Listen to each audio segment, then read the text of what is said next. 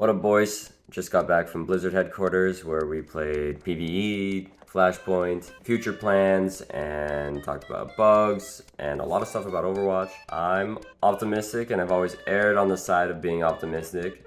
Expecting not much, but being optimistic regardless. We did the second PvE mission. Took about 30 minutes. We were playing on the expert mode. You know, a couple of us died a few times, but we were all top 500. We're all like, pretty decent at the game.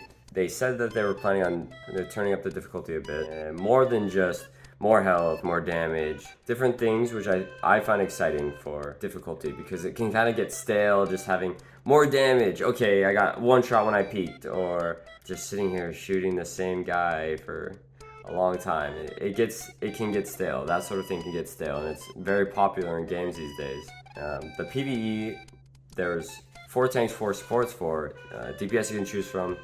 I ended up going with Zarya, which was kind of difficult at times. I would run out of energy, and it was just a struggle because going from fight to fight, your energy's going down, and the bubble cooldown is kind of long. It wasn't the best, I'll be honest. If I played D.Va, we would have just smoked it, and I feel like I would have done so much more damage and everything.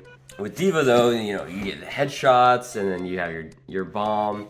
I feel like grab wasn't super impactful a lot of the time. No, it wasn't. It wasn't really difficult bursting them down because we had good players focusing the same target. So grab, maybe it'd be better in different mode, like the higher difficulty or something, or maybe different level. I don't know.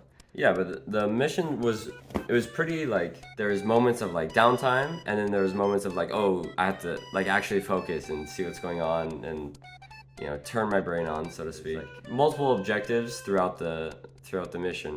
Yeah, I don't want to spoil too much, but it kept me pretty engaged. And with the things that they were talking about, there is replayability. It's not just the same mission.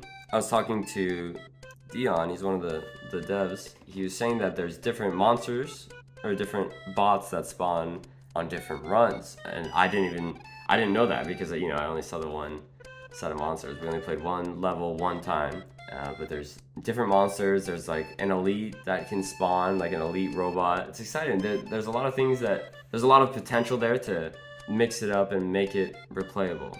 That's what they're shooting for with PvE. Let's be honest, no one's ever played Overwatch for the PvE. It's always been about PvP. Even if PvE was canceled, which it wasn't, it's just they're doing something else, they're pivoting. Awesome. There's more time for PvP, and I've always been a fan of that.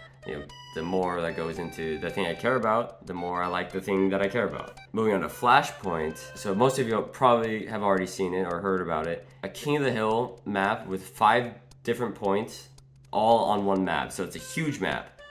You cap the point, it ticks faster than King of the Hill, and you try to get 100%, right? It can last a decent amount of time if it's going back and forth. Our matches, I think it ended up being 3-0 every single time. So I think I got 3-0'd because maybe the team was stacked against me. I wasn't used to the controls, and I'm still new to Overwatch. I've only been playing for 7 years. They switched up teams, and then we 3-0'd them, and then switched up teams again, and I'm off rolling, and then we got 3-0'd. There was some characters that seemed like there was potential to be just really, really good. So I think Fair Mercy is going to be really good. I think I've always liked Torb. Lucio is good for, let's say you lose a team fight, you're able to run back, because the walkbacks can be pretty long.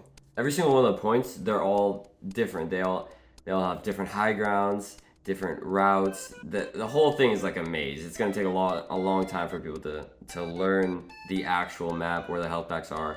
5 points. Each team has 2 different spawn rooms, a forward spawn and a normal spawn. Point that unlocks is always in the middle, and then your spawn will change depending on where the next point is. As of right now, it's true random, but they were talking about changing it to maybe it's a certain order, or it's smart random, so maybe it'll spawn on your team's side if you lose or whatever. I'm optimistic and I'm excited.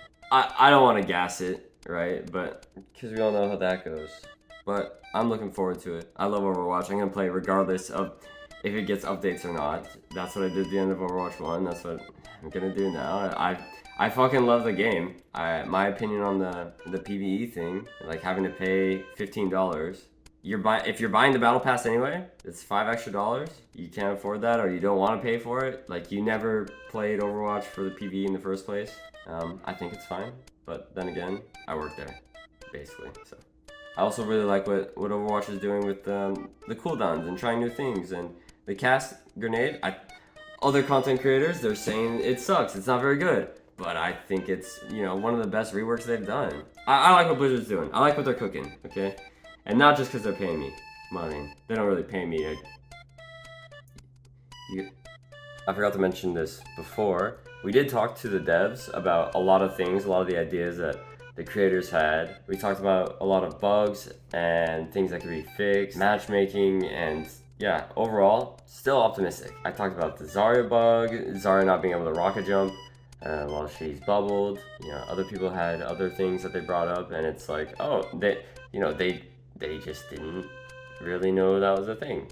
I talked about friends list taking away frames because that is something that happens. The more friends you have, the worse your game feels. If you play on a brand new account compared to, let's say, your main account that has 200 friends, even though they just upped it to 400 friends. I can't even imagine having 400 friends, like how bad the game would feel. Yeah, talked to them about that, and they said, "Oh, that's concerning. It's good that they're listening to us." Fuck, man. If you guys have anything you want me to try to relay, I will work it in there.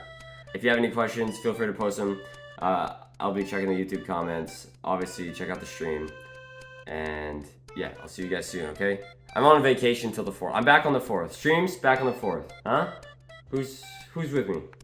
Come on over on the 4th. Peace.